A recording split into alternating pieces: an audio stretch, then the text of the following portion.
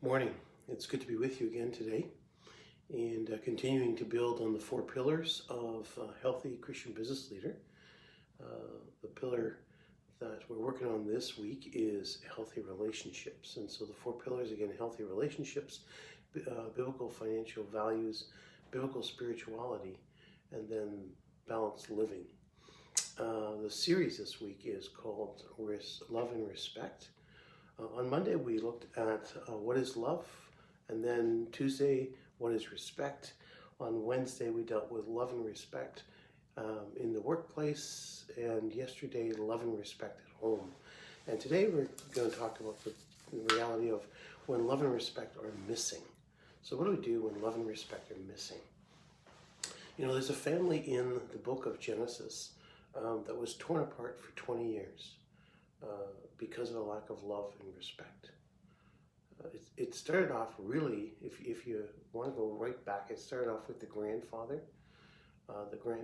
who had two sons and favored one son over the other.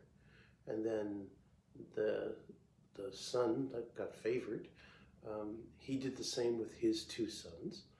And he had two sons, and he favored the older one over the younger one, even though God had said, no, I'm going to bless the younger one and not the older one. And the younger one is going to actually inherit all your stuff. Yet the dad favored the older one, the mom favored the younger one, and that caused huge problems in that family.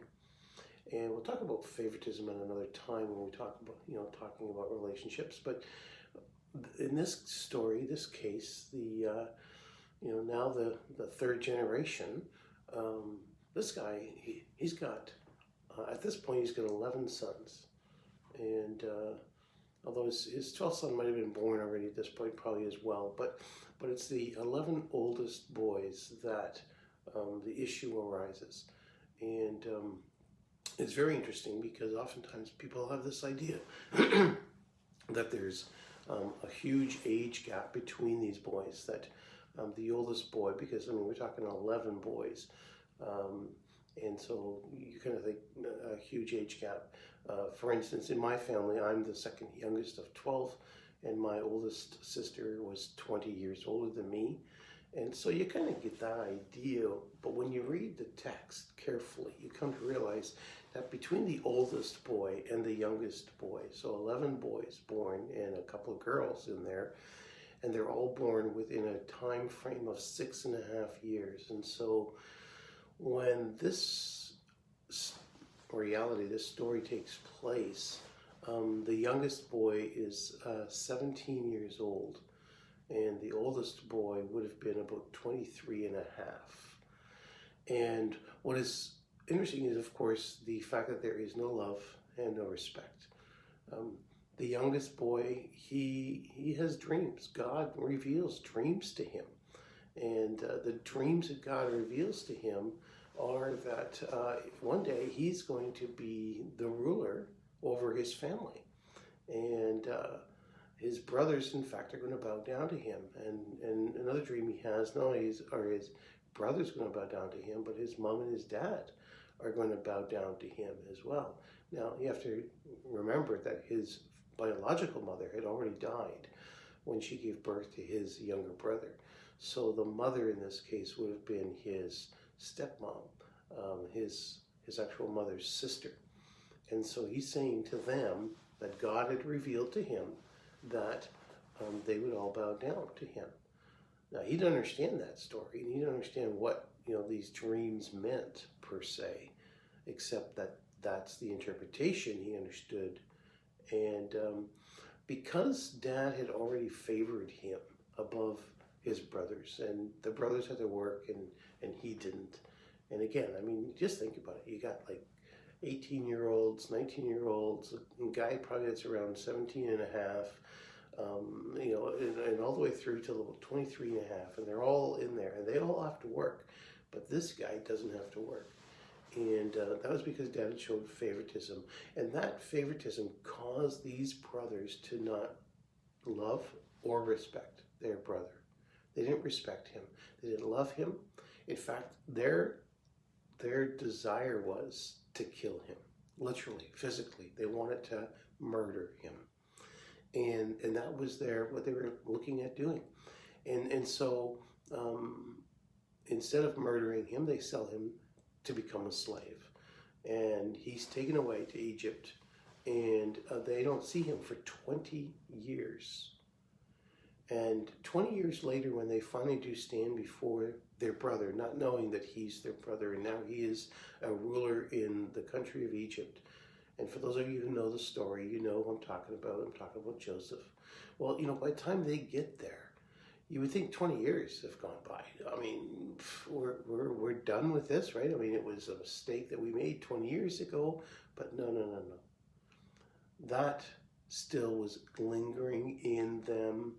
And in fact, when things started to go bad, what is their first response? This is because of what we did to our brother Joseph. They had guilt and shame, and they were fearful. In fact, when finally their father dies, and they come and they stand before Joseph again, they're thinking that Joseph, after 20 years, had just been kind to them because of their dad. Because their dad was still alive, and you know what? Like he's just treating us kindly because he loved our dad, and he just wants our dad to, basically die in peace. And they were still terrified, and they were thinking, now Joseph is going to show his true colors. He's going to destroy us. And so you see that the fact that there was no love and respect in that home destroyed the home, destroyed the family.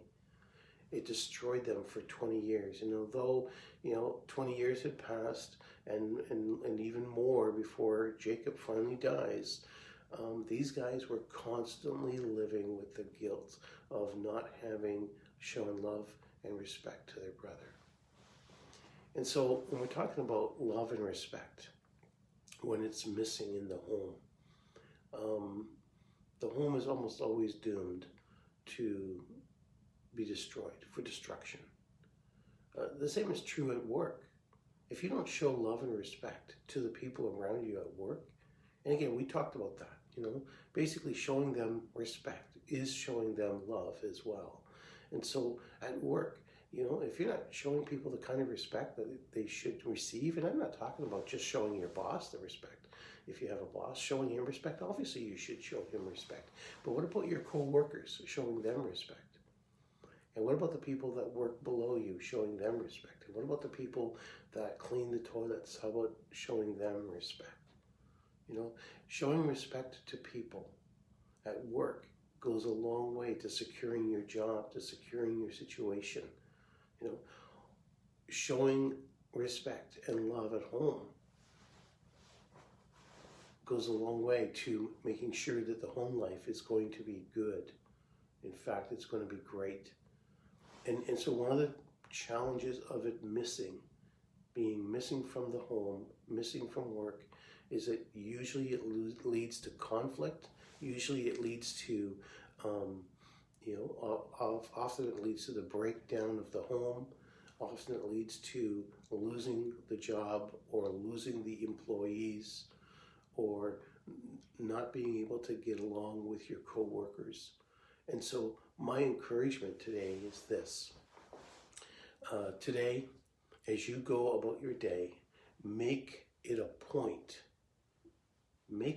to show someone you love and respect them. Maybe at work today, make it a point to show some person that you love and respect them. Maybe at home, go out of your way. Maybe it's your wife, maybe it's your husband, maybe it's one of your children. Maybe you've got an in-law that lives with you. Show love and respect. And then finally, may we grow. May we grow in our ability to love and respect all people. All people. As Peter tells us, we are to do that. Especially the people at home. Have a great weekend, and I'll see you again next week. May the Lord bless you.